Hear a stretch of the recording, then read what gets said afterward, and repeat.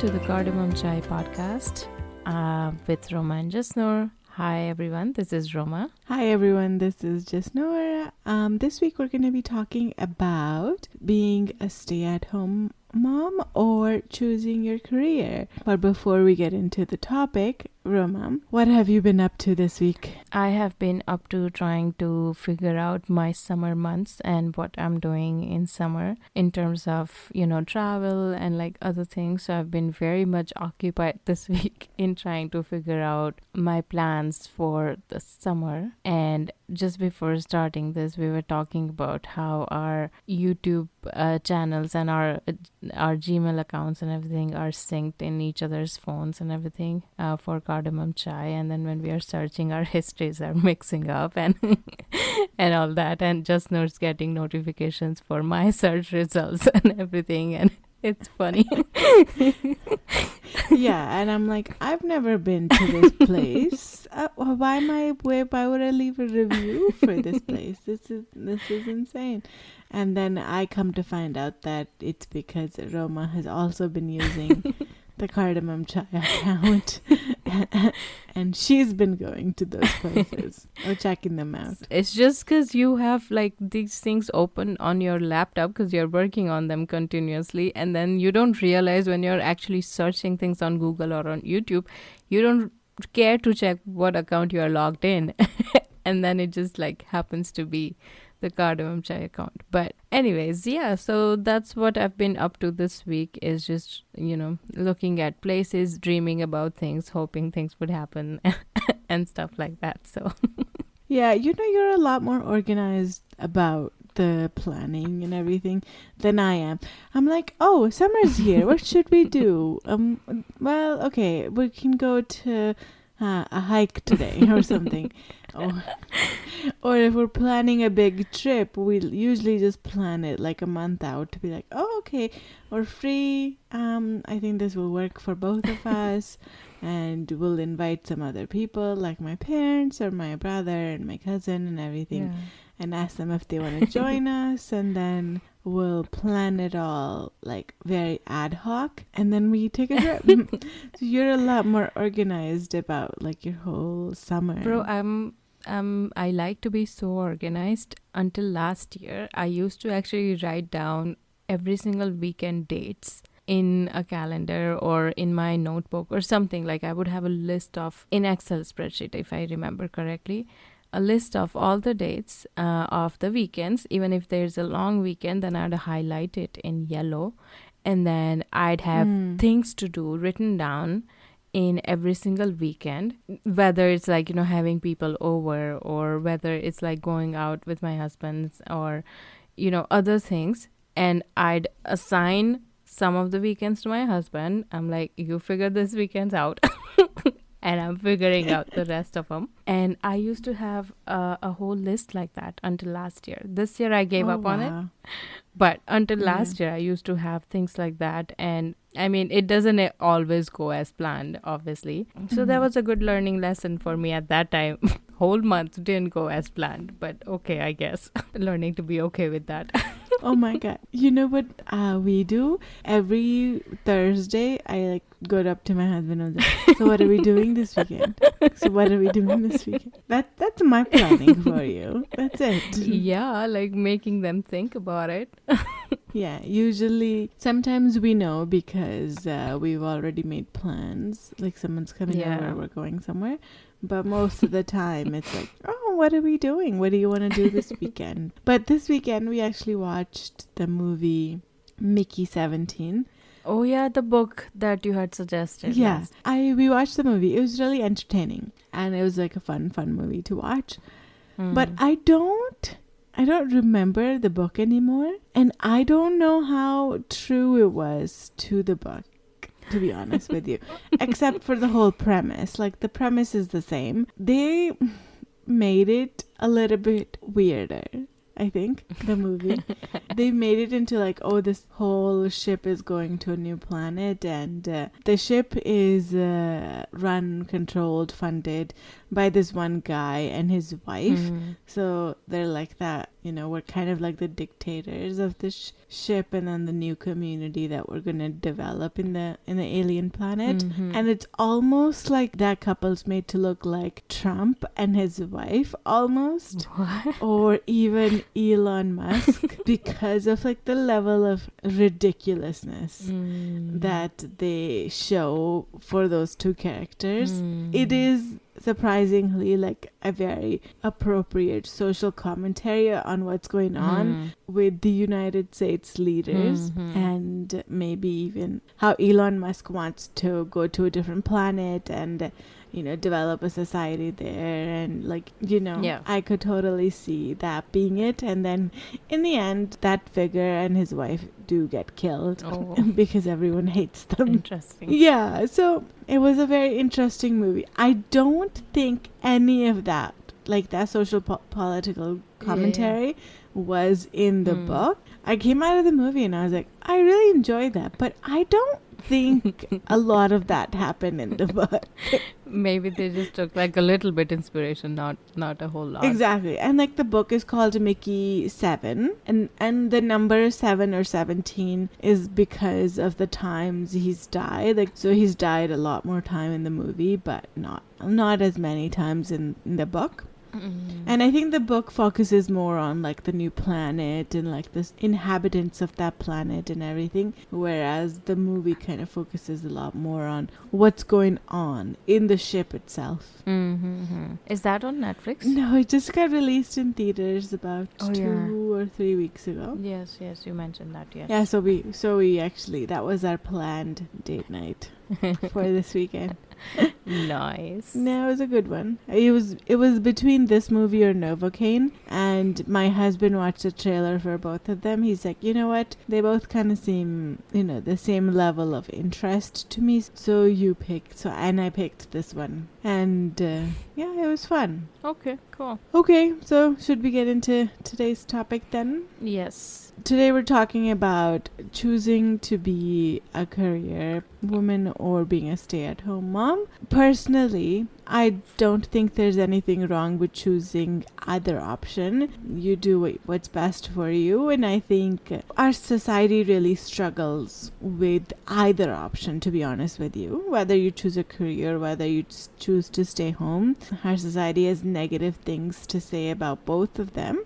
Yeah. So we're going to kind of talk about what we wanted to do, and I'll talk a little bit about what the reality has been for me ever since I've had my child, and we'll get into what the pros and cons of each decision may be for anyone, and how society does view each side of the coin. I don't think any of it is fair, to be honest. It's like, okay, you're a woman, so let's just question you because you care to answer back, or you not answer back, but you care to explain yourself, so let's just ask you questions. Whereas men, they can barely answer or explain anything about themselves. It's like, okay, no point asking these guys any questions. So but yeah, usually women get asked about why they picked a certain role in their life. Yeah, you can't win, because if you pick one, someone's questioning you, and then if you pick the other, someone on the other side is questioning you.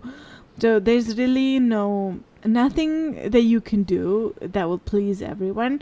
But I think what we want to go into with this discussion is what the possibilities look like for each option, so you can pick what's best for you and what you want to do. And hopefully you guys find this conversation interesting. Yeah.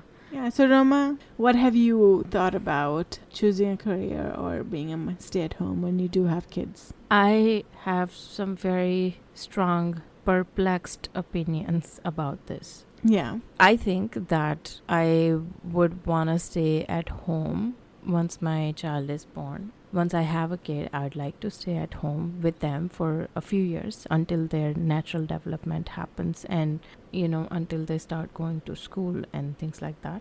That's my hope, and that's what I envision doing. But then the other side of the coin is that if I do that, then I would be left behind in my career. I wouldn't know where to start off from again in future. After, once I do go back to the workforce, I wouldn't know where to start. Or if I were to not go back at all and stay at home the rest of the life, then, by the time kids are old enough to take care of themselves, I'll be bored out of my mind in life in general. Because I would be low on confidence. I would not know what else to do, what else is going on outside. And I've seen that in, my mom, or like in other ladies as well of her generation, where, they reach a certain age, and then because they have dedicated their whole lives in raising kids, they don't really have a goal of sort in life anymore where, they can focus on. So these are like some of the things that I always like think about when it comes to this whole topic. So yeah, like it would be very nice to discuss this topic right now. Yeah. Because funny enough, I was talking with my mom about something last week, and she was like, she wasn't sounding very sure about it, and I'm like, Mom, you gave birth to 2 kids. You should be very confident that you should be like that you can do anything in life. Yeah. I was telling her that, and then that made me think that, oh, like, she had us at such a young age in her life, and I'm past that age in my life, and it's still hard to think about kids and stuff. So it just makes you think that how did women even do things back then, and how are things happening realistically right now. So we will get that angle from you, since you have a kid. So, but yeah, that's where I am when it comes to kids. Okay. Or staying at home versus being a career woman. I mean, there's, then I also think about that, okay, maybe when I decide to go back to the workforce, maybe I can do something of my own. Now there are so many other options, right? Like you can work as a freelancer, or you can have your own YouTube channel, or you can try to be an influencer and things like that. But it's like, okay, do I want to do those things? Or maybe that's not I would be good at. And you just sort of lose the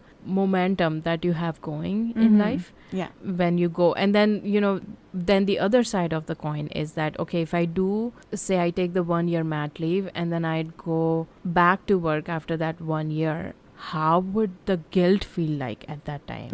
That's my thought. Like, obviously I've talked with you about it, during one of our past conversations, and I've talked with other women. I've seen other women do the same thing when they go back to work after that 1 year mark, which literally seems realistic to me at this point, because that's what everyone is doing. So, it's like, okay, do you deal with that guilt, or like, how do you even deal with that? Is there guilt? Maybe there isn't. Maybe you're, moms think that, okay, what, the kid, I'm doing my best that I can, and then they have their own, like, they should be able to grow as well. If they're like put in a daycare or like a day home or something, then they learn to be more social. So it's also good for them, right? So that's also what I've heard from other women, is that is also something that they think about, that, okay, maybe this is actually good for them. And when they are in daycare or day homes, then you can work in that time. Then the next connecting question is, where do you bring the money for that whole cost? Because I know it costs a lot to put your kid through daycares and stuff. Anyway, it's the whole like connecting long chain of questions that me or anyone else in our generation would have who's young and is thinking of having a kid, but then at the same time you have all these other questions in mind which are so realistic in terms of what our like millennials' lives have been so far, which is not the same as our parents or maybe future generations. So there's a lot of there's a lot of things that go into it, and as you were talking I was like there's there are a lot of things that go into that decision that make you think one way or the other. So for me, before I had my son, I've always wanted to be someone that was not a stay-at-home mom, because I do like my career. I like my job to a point that I wouldn't want to give it up. I like being independent. I like not being dependent on anyone else to make money. The way I view it is no one should have to take responsibility for me. I know my husband does, but it's not like something I expect out of him at all. So I've always wanted to be the person that, always worked. My plan was always take the 1 year for maternity leave and then go back to work, and whatever we have to do for childcare, we'll figure it out, whether it's our parents or my husband's parents, or it's a daycare or a day home, or whatever it is, we'll figure that out. Or my husband gives up work. So that was also another thing that we looked at as well. Like my husband could give up work, but me giving up work was never an option that I brought up to the table. And then I had my son. I planned on taking 12 months for maternity leave. That was my plan. After I had my son, I actually wanted to take 2 to 3 years of maternity leave after I had him. I was like, no, I want to spend as much time as possible with him, help him, like to raise him with all the basic skills that he will need in his life, and, be there for all the milestones and everything. Yeah. But circumstances like our financial situation and a lot of other things went into me actually going back to work at the 6-month mark. So I only took my maternity leave for 6 months. And immediately after I started work, I started feeling a lot better. Really? Yeah? I felt like I got myself back. And what I was experiencing in the 6 months that I stayed home was that I was losing a lot of myself just by staying home. Because I think in the first 6 months, your kid doesn't really do much, actually. They just eat, sleep, poop. Maybe crawl around by the time they're 6 months old. So I was bored out of my mind, but I also wasn't getting enough sleep because the kids don't really sleep for long stretches by that time. So I was tired, but I was bored. I was losing a sense of myself. That's a whole another topic that I just that I didn't even think about, because once you have a kid, you get so involved in them and they're so dependent on you that obviously with the postpartum depression and things like that, including, oh my god, like you could really just lose your identity as well, right? So then I started work back up again. I felt like myself, but I think the guilt was always there, the fact that I am leaving my son. So my in-laws came and they looked after my son. And I trust my in-laws. I trust my mother-in-law a lot, actually. She is way more careful with my son than I am. As in, she does not leave him for like a second to do anything. So he never gets hurt. She's constantly feeding him. She's a very, very good caretaker for my son, and there isn't a better person I could have left him with. So I never had to worry about the fact that he's not safe and he's being well taken care of while I was at work. I think my guilt came from the fact that I was missing out on a lot of time with him.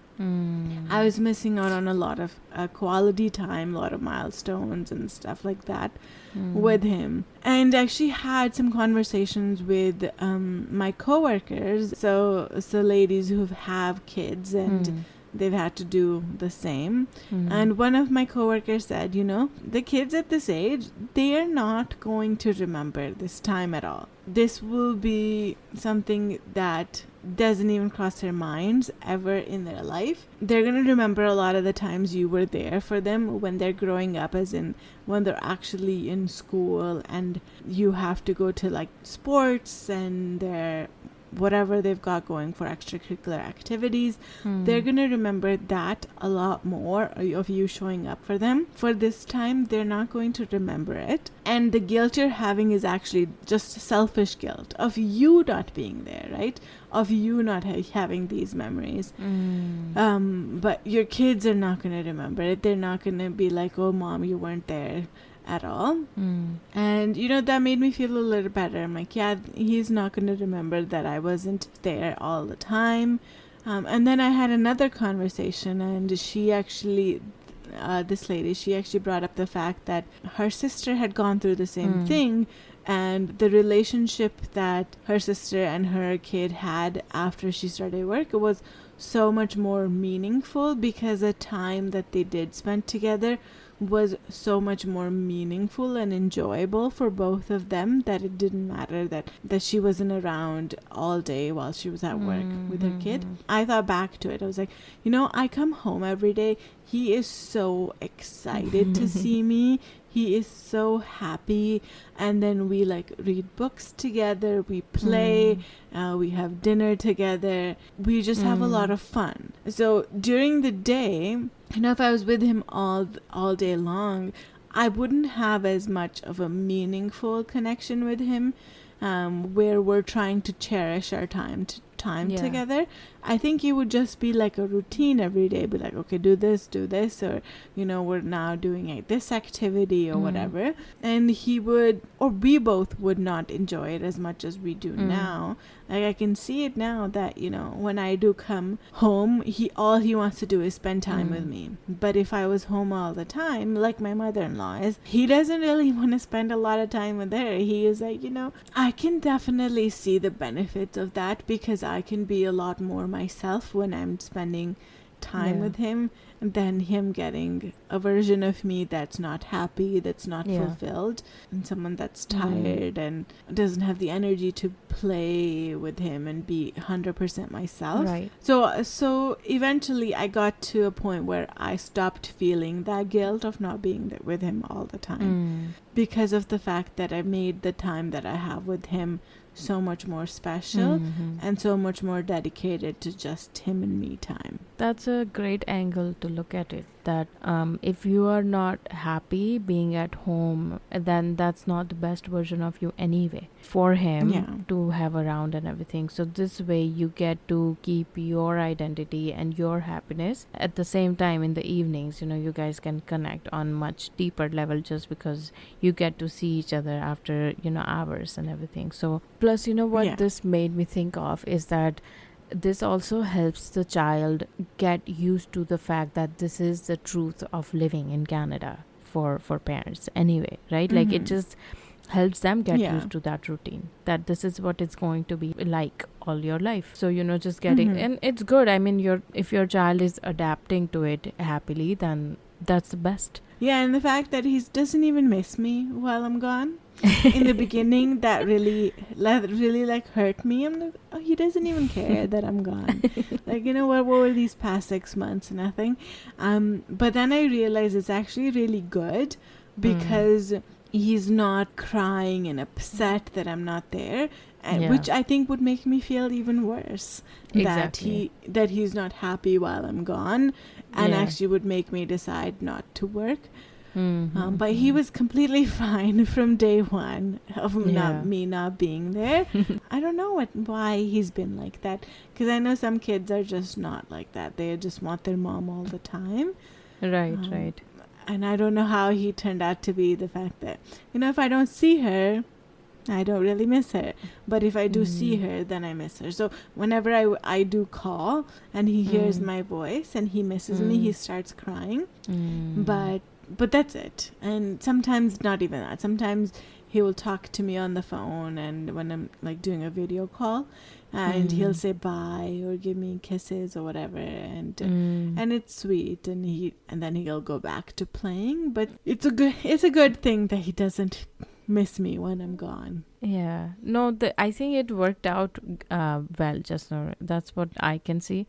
Because, there would be kids otherwise who would just want their mothers all the time. And then mothers would also be in a state where they'd be like, oh, I don't really want to go away from my kid and just stay with them all day long, because I don't know, emotionally maybe they need me, because this is their a development stage at such a young age, and they probably need the mother's touch and the mother's warmth and everything. So I would rather stay home. So that's the other side of the angle, where both mother and kid would be so dependent on each other like that, which is where the stay of home mom concept comes from, is that okay, maybe That could be one of the factors why a mother would decide to stay at home.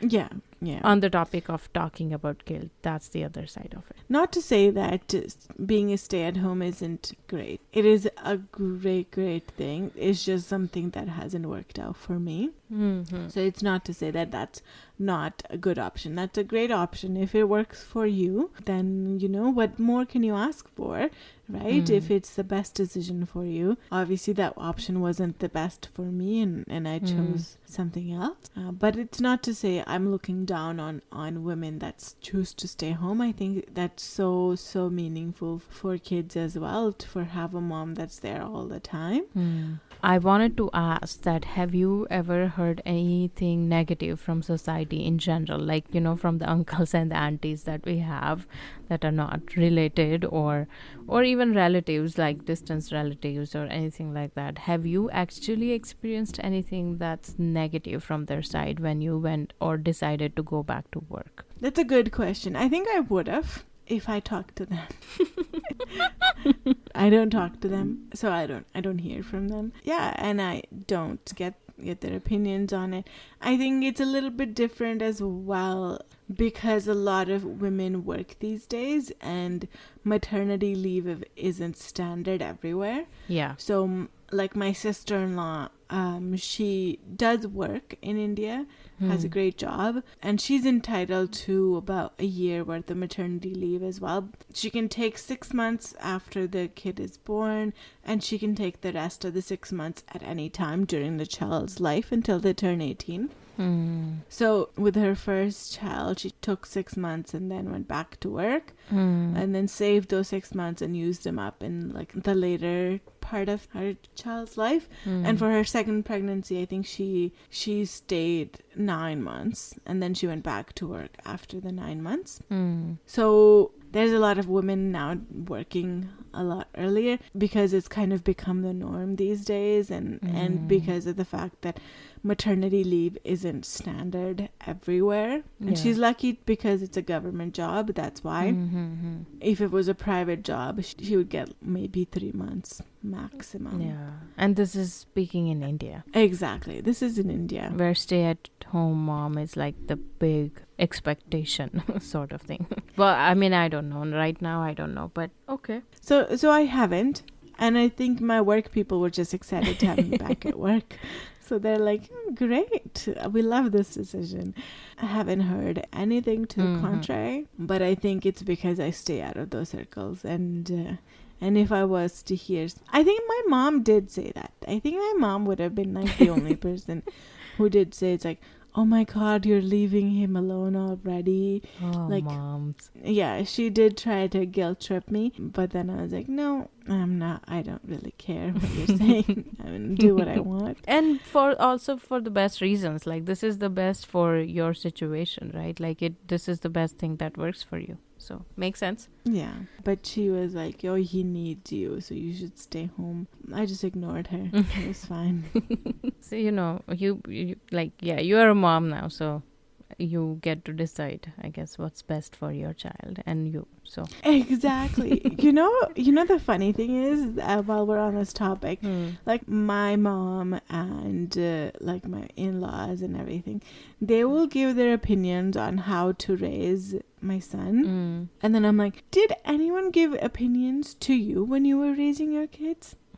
No, right? You didn't take any of their advice, right? So this is our son. So we're going to raise him the way we want to raise him. Because he's our son. You can be as doting as you want as grandparents. That's totally fine.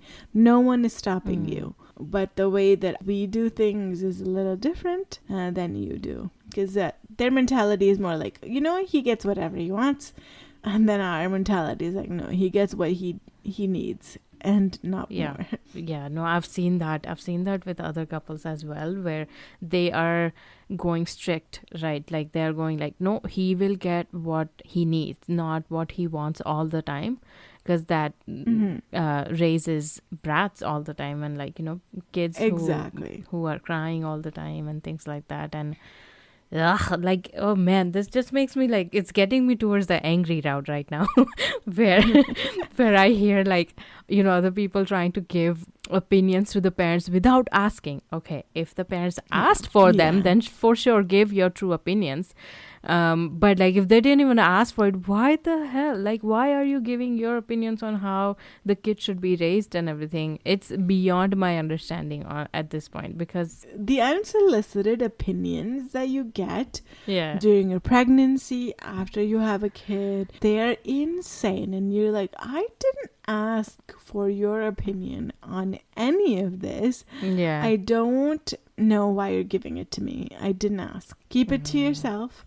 If I asked, then you can tell me, but I didn't ask. yeah. That just brings back a lot of other things in my head in terms of like, oh, like hygiene around kids from like other people that like that just makes me more angry now. So we don't have to talk about that right now. Yeah. But okay, so I think so we talked about the guilt factor attached with this. We talked about, cultural expectations. We also touched upon the financial situations that sort of force you to go back to, not force, well, force if you want to stay at home, but you are forced to go because, you require better financial situation. That's why. What do you think of the work-life balance? I know you touched upon it a little bit in terms of, you come back home in the evening and then you have your kid, waiting for you, and you guys have dinners together and spend time together. And everything. But I guess I'm not sure like how, like, would it be difficult as the kid is growing older and like they have like little bit here and there, or like, oh, they got a pink eye and they got a slight fever, and I have to go drop them off to school because they missed their bus, and things like that. Like in that case, I'm sure like work would have to accommodate that. Yeah. And I've seen that in the past, where like one of the workplaces that I was at, the ladies I used to work with were mothers, and they would sometimes show up at around 10 o'clock because they had to go to emergency with their kid, or do something with their kid basically, and for emergency reasons, whether it's dropping them to school or whether going to a hospital or something like that. Like it would always be an emergency, and it was fine. Like no one really not in front of everyone, at least no one really asked them any questions or anything. So yeah, like I don't know how that would go in terms of work-life balance. Yeah, I mean it has its ups and downs. So my work does afford me a lot of flexibility. And I think because, remote work is a thing now, there's much more flexibility. So if there is an emergency like that, so let's say my son is sick, I usually just use a sick day. So I will use one sick day and then my husband will use the second one. And by that time, it's either the weekend or it's one of the days my husband is off.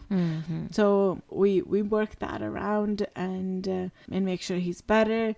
And my work's pretty okay with giving me a sick day when I need it for that, because I personally don't use a lot of sick days because I don't get sick that often.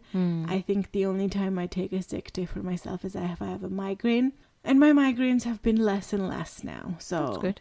Luckily that's not been a problem. And then if I do have like an appointment for my son, my work is kind enough to have time for me to go during like work hours. So yeah, to take him to an appointment. And that's totally fine. So, but I think I chose this work so that I would have the flexibility, because the previous job that I had was a lot more intensive, and I was working a lot of overtime, and there wasn't a room for a lot of flexibility. And I knew that if I wanted a kid, I couldn't stay at that job and be available to my son when he needed me while working at that job. That conscious decision of being like, yes, okay, I want a work-life balance, and the only way that I'm going to get it is if I find another job, and I did. And this job has afforded me so much better work-life balance, and able to show up for my family when I need to.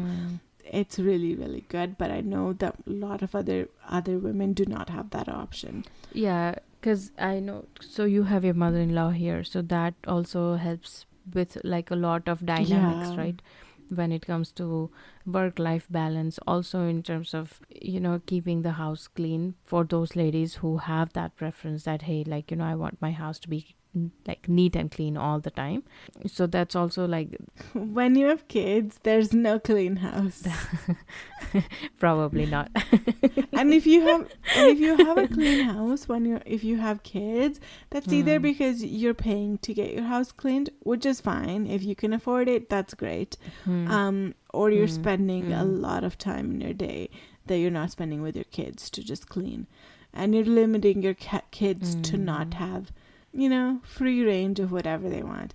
So we let our son have free range of whatever he wants to do during the day, and then we put all of his toys away at his bedtime, and then he goes to bed, and then the next day he can take out whatever he wants to take out of his toys and play with them.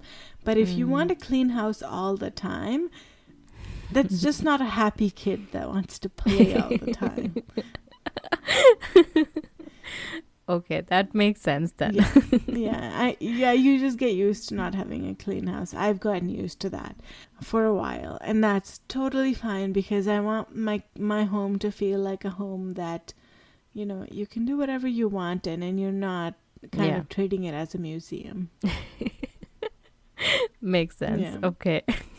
Well, what I did want to talk about is some of the pros of being a stay-at-home mom, because I did touch on a lot of pros on choosing your career while I was telling about myself. So what do you think some of the pros are for being a stay-at-home mom? So one thing is your kid gets your constant attention anytime they want. That's one benefit. Another benefit is your body getting the time to heal, but that's like right after the pregnancy. But like if you were to stay at home, and if you prefer to stay at home for a while afterwards, then that also helps. I think for my understanding, I think it's mainly health related benefits that you have a lot more when you're stay at home mom, like less stress. But obviously you could have other stresses in life. I'm not saying work is the only type of stress, but like less stress. You would be able to cook at home, which would be fresh, and you can make it more nutrient filled, and you can make it fresh mainly when you are at home, and you can take care of, because you are at home, and at that time your roles are literally divided by gender just because of the way things are. So I'm not trying to say a specific gender here, but that is what it is right now. So if you are at home, then you can literally take care of the whole family by cooking the meals at home. You are spending less money eating outside just because you have a lot more time at home to cook and everything. So these are the couple of benefits I can see, not couple, but like more than that, when you are a stay-at-home mom, is the health of your family is better. You are spending less money outside. Your child is happier around you. If you have multiple kids, then you can go drop them off to school and everything. Like you have time to do all those things basically, without feeling guilty. And if you prefer to stay at home, then that's just an extra bonus for you. Like if that's what your identity requires for you to do, then that's the extra benefit, is that, okay, like this is who I am. I feel my truest self right now as a woman, to be, taking care of the family and like staying at home and nurturing the whole family. Like if that's who you are, then that would be one of the benefits that you should be able to see as well.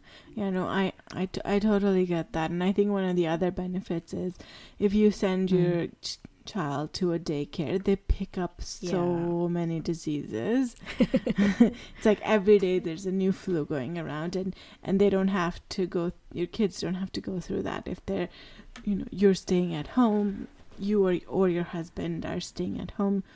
Or your wife, depending on what the situation is. Exactly. So whoever's staying at home, and you're providing one-on-one activities to your child. Yes. And then you're creating that bigger bond, and you can kind of tailor the day to what your kid wants to do, except not be in the structure of what the daycare is doing that day.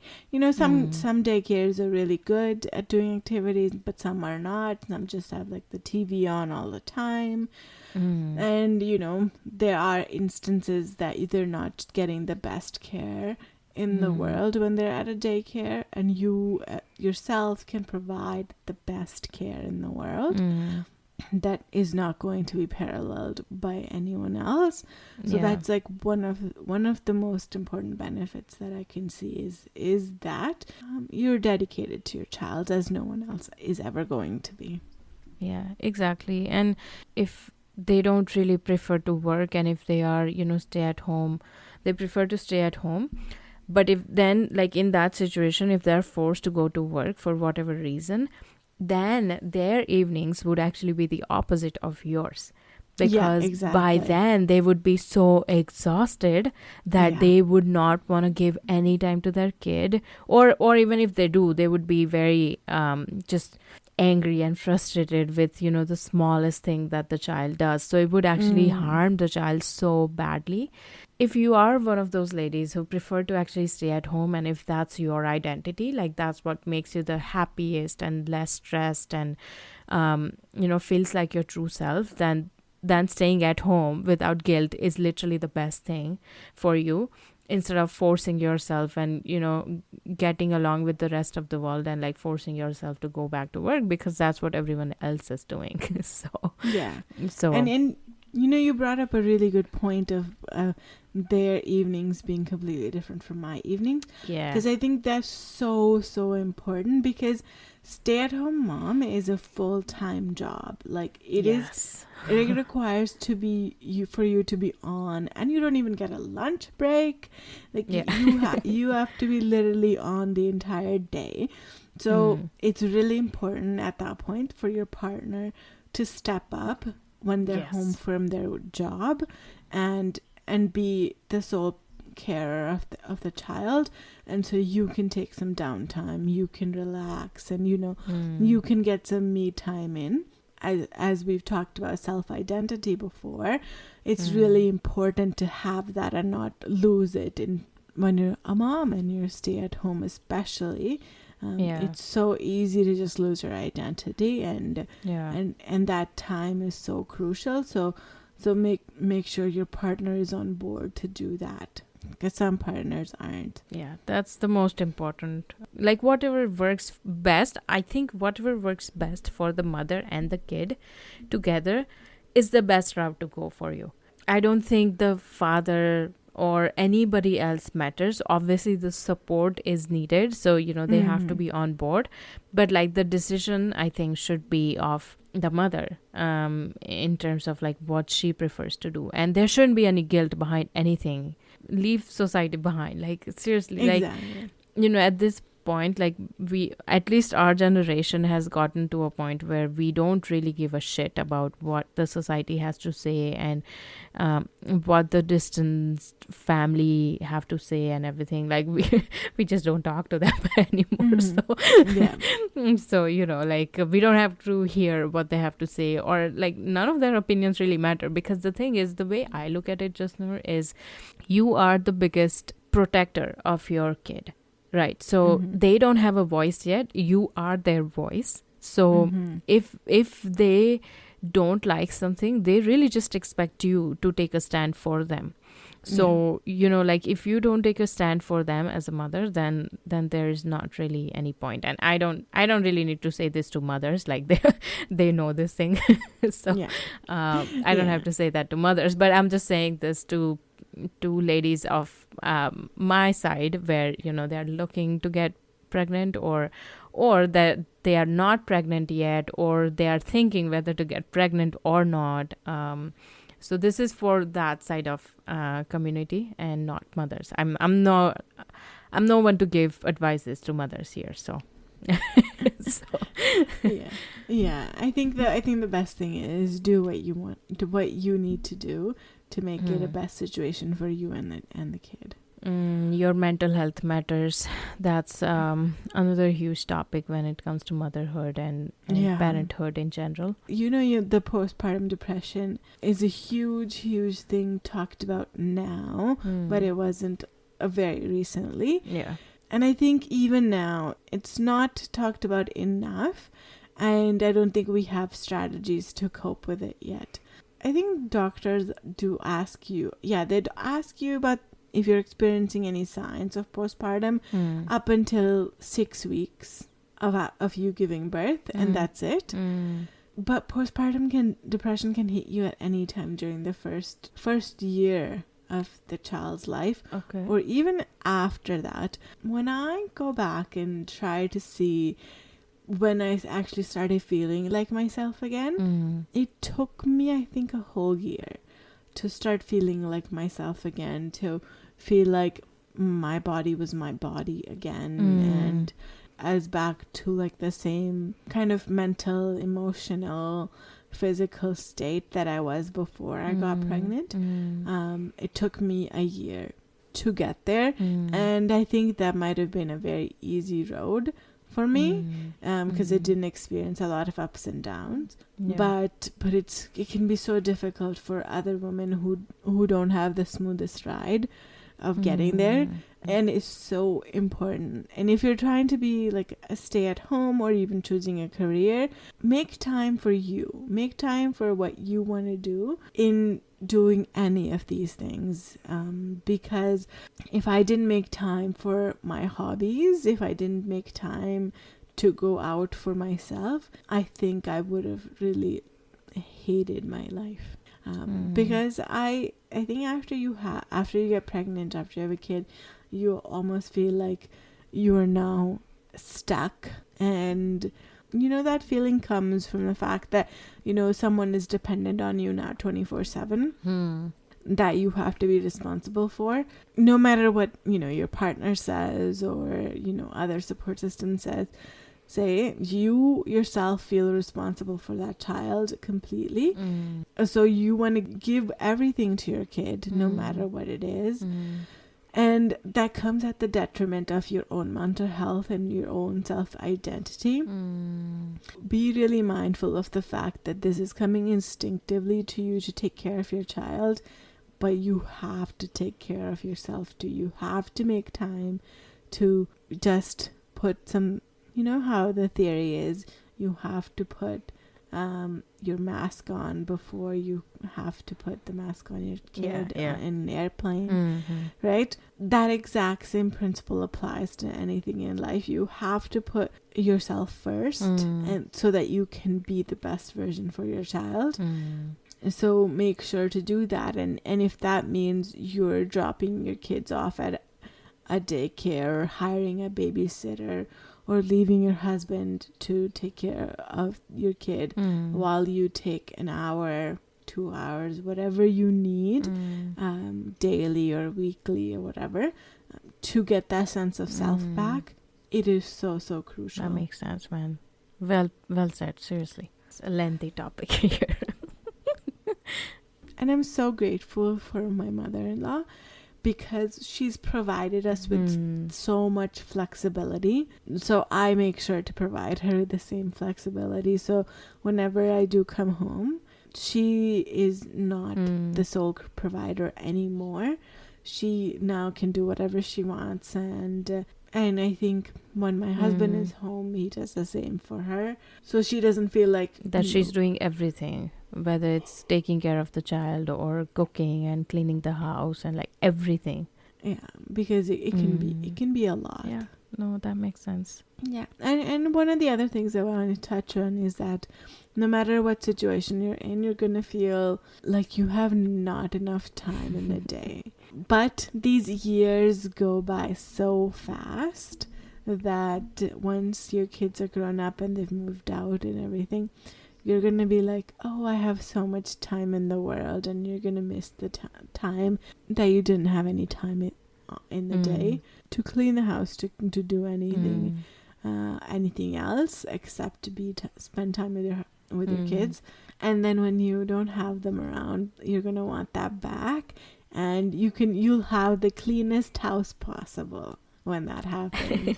But it won't be like a house with your kid Yeah, in it. exactly. Comes and goes, and I think the best way to deal with it is enjoy as much as you can, and make everything fun.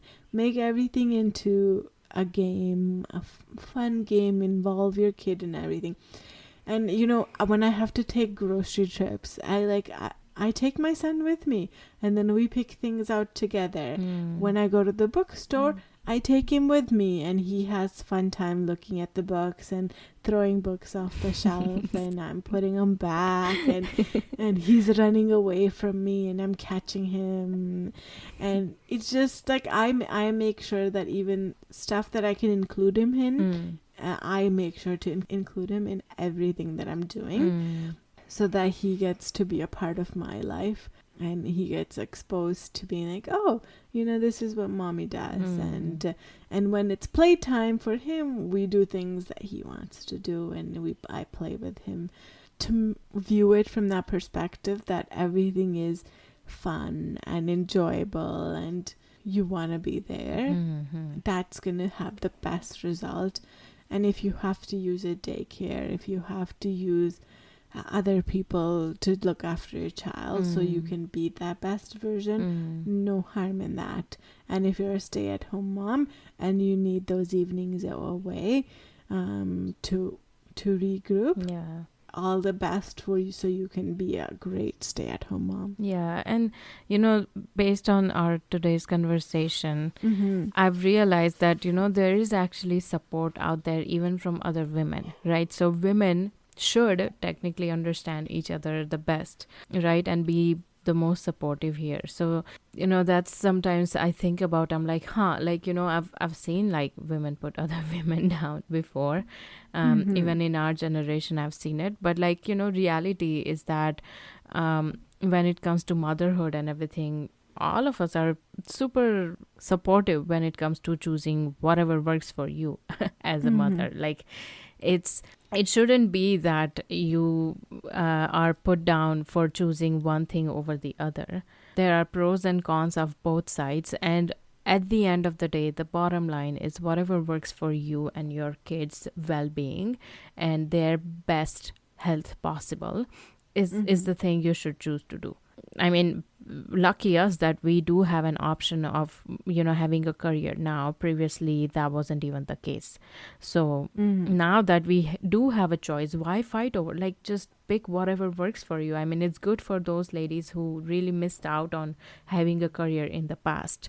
So that whole class of ladies who prefer to work, and that's what makes them fulfilled and happy and achieved, to provide their best version to their kid, then so be it. It really doesn't matter. So but yeah, I think that's what I have to say about on this topic.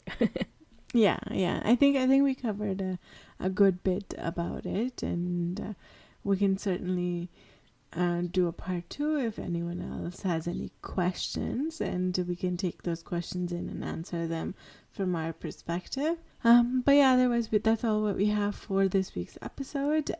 Before we wrap it up, Roma, what's your favorite thing this week?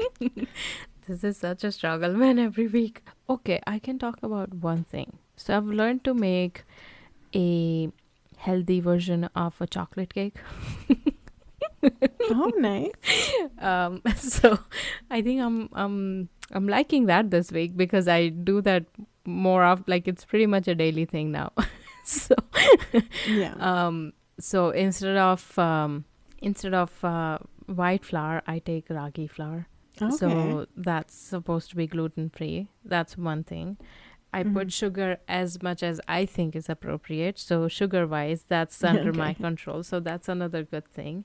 And it's a very small quantity, which I and my husband share. So it makes it less harmful in a way to have that on daily basis. So that's one thing. And I make that in microwave. So it's like a cake in a cup sort of thing. Okay, like a cup. Yeah. A mug cake. So I make that in the microwave, and it should not become a habit, but if it does, I think it's okay.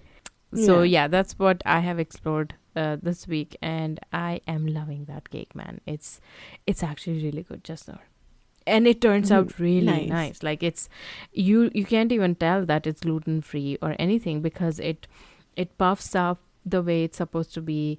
It has a Okay. very similar texture. Like I can't even tell the difference, honestly. If I didn't know, like this one time I gave it to my brother, he couldn't tell. Like after he was done eating, I told him, I'm like, this is the different flour. Like it wasn't white flour.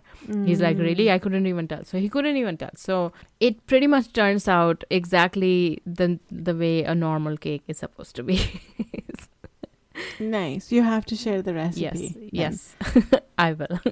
So, How about you? Do you have anything that you're loving this uh, week? yes, I do. I've been writing a 5-minute journal. Oh, nice. Yeah. So I got the journal, and it's called like a 5-minute journal, and it's a 5-year journal. So there's a date on every page, and there's like 5 spaces for entries. You can do one every year. So I started like I think on June 9th last year. And on June 9th, I wrote down the year, so 2024, and I wrote down like whatever happened in the day. And I've been doing that consistently. And I every night before bed, I write down what happened in the day, and I can take a look at it. I think what I'm really excited to like take a look at is after I finish the 5 Yeah. years, I'm excited to go back and look at what a day in my life was every year on the same Yeah. day. And I think it'd be really cool to take a look at that. But it's just like a couple sentences of what happened in the day. So I think today I'm going to say like, oh, recorded the podcast with Roma, hung out with my son. Maybe if we went to the bookstore, I'll write that down. And if something is bothering me or like something in my head, I'll write that down. And every single day I've been writing that. So I've been loving it. I thought I would not stick to it. But I've stuck to it for 9 months. So I think I'm going to stick to it for the next 5 years too. You know, you gave me that as a gift back in 2014. Yeah. Yeah. I don't Oh, know. yeah. I have a photo. I have a photo on Instagram of that. Yeah. Oh, Yeah, nice. and you gave me that as a gift for my birthday. I didn't get through it actually fully because it was exactly the same thing, 1 line a day for 5 years. So I'm not surprised that you are back into it because that sounds like you. Yeah. Yeah, because I think I've always wanted to have like a journal or like a diary or whatever, but there's just a lot of time commitment involved in it, and like I don't know what to write and everything. So the commitment for this one is pretty low because it's like a couple sentences or even just a Yeah. sentence. Like I can remember a day that I had a migraine, and all I wrote that day was like had a migraine. That's it. So there's like very, very low commitment on Yeah. this, and I can choose to write as much as I want or in tiny, tiny letters or as little as I want. And I like that. I think I want to continue, and hopefully I'll continue with it for the next 5 years.